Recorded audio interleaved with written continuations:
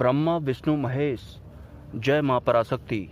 सिद्धियां प्राप्त करना चाहते हैं आप, भले ही आप पर्चा लिखने वाली सिद्धि प्राप्त करना चाहते हैं, हवा में उड़ने वाली सिद्धि प्राप्त करना चाहते हैं, पानी के ऊपर चलने वाली सिद्धि प्राप्त करना चाहते हैं, या फिर आप गायब होने वाली सिद्धि प्राप्त करना चाहते हैं, लेकिन सूक्ष्म जगत में आने से पहले ही आपके पास एक चीज का होना बहुत ज्यादा अनिवार्य हो जाता है, जिस बारे में मैं इस वीडियो में चर्चा करने वाला हूं। अगर आप एक नॉर्मल इंसान हैं और टीवी पर और मोबाइल पर आपने कई तरह के ऐसे वीडियोस देखे हैं जिसमें कि एक साधक या भगत जो कि दरबार लगा रहा होता है, पर्चा लिख रहा होता है, या फिर दूसरों का उतारा कर रहा होता है, भले ही उसने झूठ बोलने वाले भूत प्रेतों को सिद्ध किया हो या फिर उच्च स्तर की दिव्य शक्तियों को सिद्ध किया हो, तो उन लाइव दरबार लगाने वाले लोगों को देखकर आपके मन में ख्याल आया कि मुझे भी सिद्धि प्राप्त करनी चाहिए, मुझे भी अपनी तीसरी आंख खोलनी चाहिए और मुझे भी दरबार लगाना चाहिए। चलो अच्छी बात है, आपके मन में लोक कल्याण करने का ख्याल आया। हालांकि सिद्धियों का, मुक्तियों का या फिर सूक्ष्म जगत के जो भी गूढ़ रहस्य होते हैं, उनके जो भी मूल सत्य होते हैं, इस बारे में ऑलरेडी मैं एक सीरीज चला रहा हूं।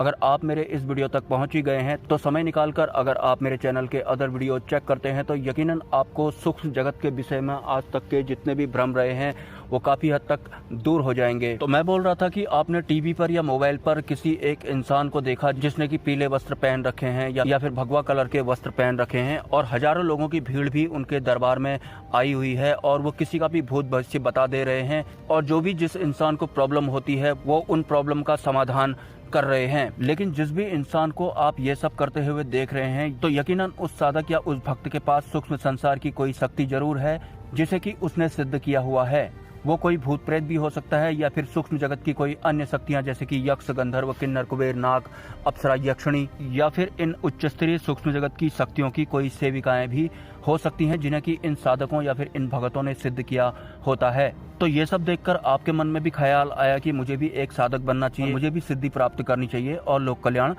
करना चाहिए। और अगले दिन से ही आपने किसी भी उच्च स्तरीय दिव्य शक्ति का मंत्र जप करना शुरू कर दिया और एक आध महीने बाद ही आपको सूक्ष्म जगत की बहुत सारी शक्तियां दिखाई भी पड़ने लगी। लेकिन जब भी एक इंसान साधना करता है तो जो सूक्ष्म जगत की शक्तियां होती हैं वो उस इंसान या साधक पर पहले दिन से ही नजर रखने लग जाती हैं कि ये जो इंसान सिद्धि प्राप्त करने के उद्देश्य से हमारी साधना कर रहा है और जिस स्थान पर ये साधना कर रहा है, क्या ये उस स्थान पर सूक्ष्म संसार की शक्तियों को या फिर अपने मंत्रों को या फिर अपनी साधना को गुप्त रख पाता है या नहीं। क्योंकि बहुत से लोग घर पर ही साधना शुरू कर देते हैं और घर पर ही कुछ ऐसे लोग भी होते हैं जो कि आपके ना चाहने वाले होते हैं या फिर आप पर नजर रख रहे होते हैं। तो साधना के दौरान या तो किसी उच्च स्तरीय साधु संत की नजर आप पर पड़नी चाहिए या फिर किसी उच्च स्तरीय गुरु की नजर आप पे पड़नी चाहिए। लेकिन कोई भी निम्न स्तरीय इंसान को आपकी साधना के बारे में या फिर आपके गुरु के बारे में किसी भी कीमत पर नहीं पता लगना चाहिए, भले ही वो आपका पारिवारिक मेंबर हो या फिर बाजारों में मिलने वाला कोई बनवारी लाल। क्योंकि जब आप मंत्र जप शुरू करते हैं या फिर नाम जप शुरू करते हैं तो सूक्ष्म जगत की जो ये शक्तियां होती हैं ये आपके स्थान पर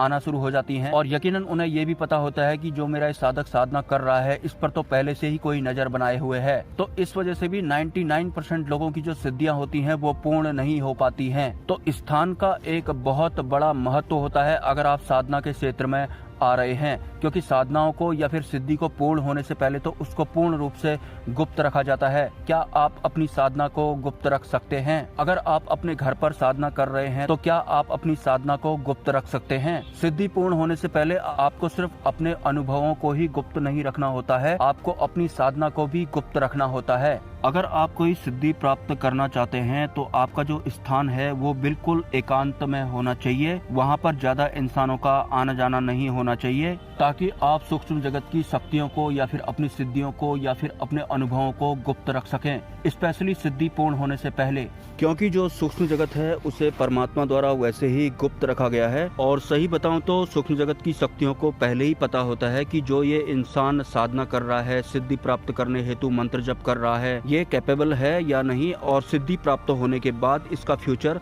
क्या होगा। और वैसे भी अगर सिद्धि प्राप्त हो जाती है तो सिद्धियों को बनाए रखने में बहुत ज्यादा मुश्किल होती है। अगर आप हाल फिलहाल ही साधना के क्षेत्र में आए हैं तो सिद्धियों का परम सत्य भी मैं ऑलरेडी अपने कई सारे वीडियोज में बता चुका हूं। अगर कोई इंसान सिद्धियों को सिद्ध कर लेता है और लाइव दरबार लगाने लगता है, लोक कल्याण करने लगता है, तो जिस लोक कल्याण को आप लोक कल्याण समझ रहे होते हैं, एक्चुअल में वो साधक या भगत परमात्मा का कानून तोड़ रहा होता है कि जो जैसे कर्म करेगा उसे वैसा ही फल प्राप्त होगा। क्योंकि हमारा जो मानव जीवन होता है वो वैसे ही प्रारब्ध के अधीन काम करता है। तो हमारी लाइफ में जो भी सुख दुख चल रहे होते हैं वो उस प्रारब्ध के अकॉर्डिंग ही हो रहे होते हैं। और अगर कोई दुखी इंसान आपके दरबार में आ जाता है और आप उसके दुख कुछ समय के लिए दूर कर देते हैं, भले ही वो पीड़ित इंसान आपको दुआएं देने लगे, लेकिन असलियत में आपने परमात्मा द्वारा बनाई गई प्रारब्ध की व्यवस्था का उल्लंघन किया है, प्रारब्ध की व्यवस्था के साथ छेड़खानी की है। इसलिए भी उच्च स्तरीय संत हमेशा सिद्धियों को इग्नोर करने की